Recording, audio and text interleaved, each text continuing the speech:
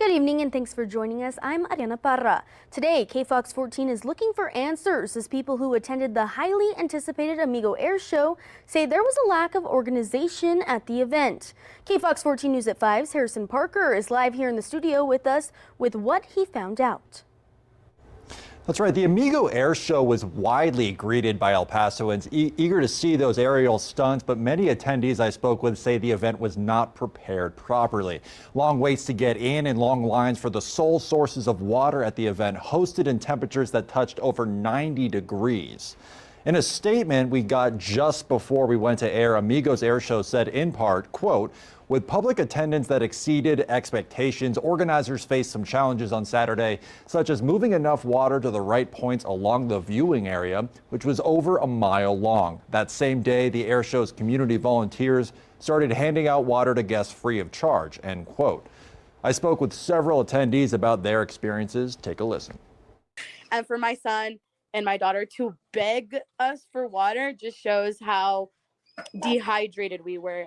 Laura Ramirez says she waited roughly 4 hours just to get into the event, was forced to dump out her water, and then had to wait over an hour more to be able to purchase water. And we knew about the whole they're not going to let water in from the get-go. But what we didn't know was that it was going to take so long until we got into the Amigo Airsho to be able to get water. A common concern was a perceived lack of preparation or communication between the organizers. It was just not good. They were not prepared for a crowd at all. Said that there was 15 stations where people could purchase water. But people were replying to him saying, "We've been to those stations. There is no water," or "the lines are just as long." Many attendees expressed fear for their young and elderly loved ones, including one man who said organizers should have had water plentifully available. I didn't feel it was safe. I think it could have been a lot better.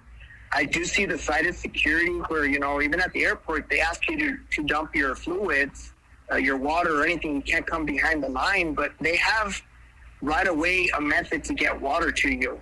Even if you have to go buy your own water again. The event drew contrast from some attendees who said the lack of water availability was new to them. I went to the Sal y Limon.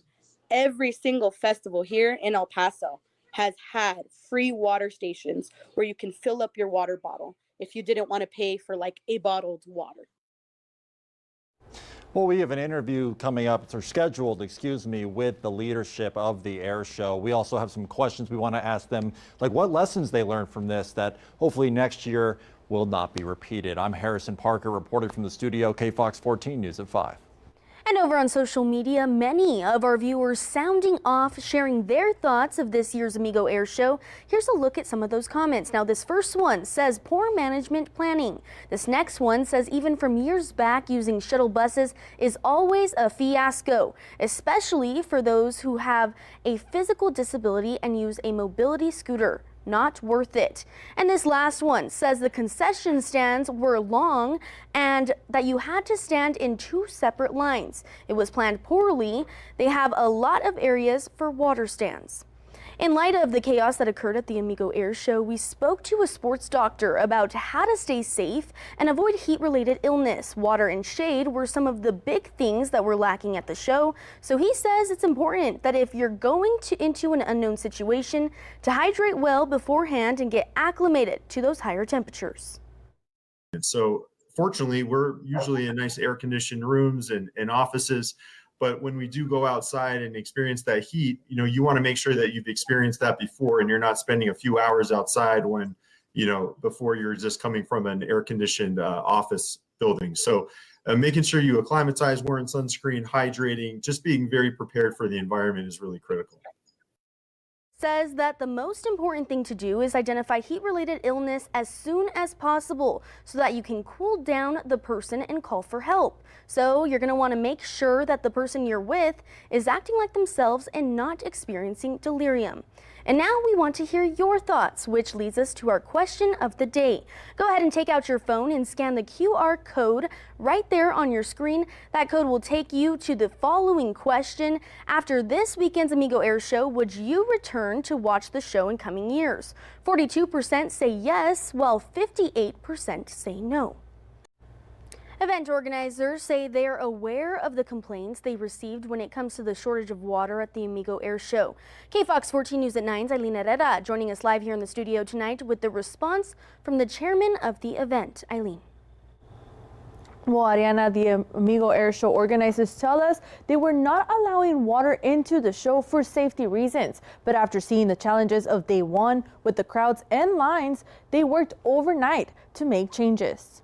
The security team, along with the cooperation of the command of Fort Bliss, we decided to take the risk and allow people to bring their own water. Alan Russell is the chairman for the Amigo Airshow. He says event goers were not allowed to take their own water at first. Due to safety, they couldn't verify that people were only taking water into the event.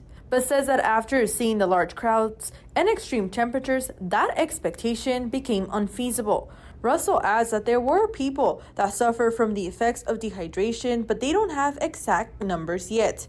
He says that overnight, they also worked to correct issues with the Wi-Fi, which he says failed due to the generators failing. Russell says that they're learning from this experience to make it safer for people in coming years. Our hearts are broken for anyone that suffered a dehydration event as a result of these problems. I mean, it was terrible. And we apologize to those people. There were a lot of great lessons learned. One, that it was a fantastic air show. Dealing with crowds after 12 years of being absent was a daunting task. But I believe unconditionally, as we move forward into the 2025 show, those issues have already been addressed. Now, Russell says that at the moment there are no plans to issue refunds to event goers, he says that they are a nonprofit organization, but that they worked with volunteers to give people a better experience on day two. Reporting live in the studio tonight, Ariana, back to you.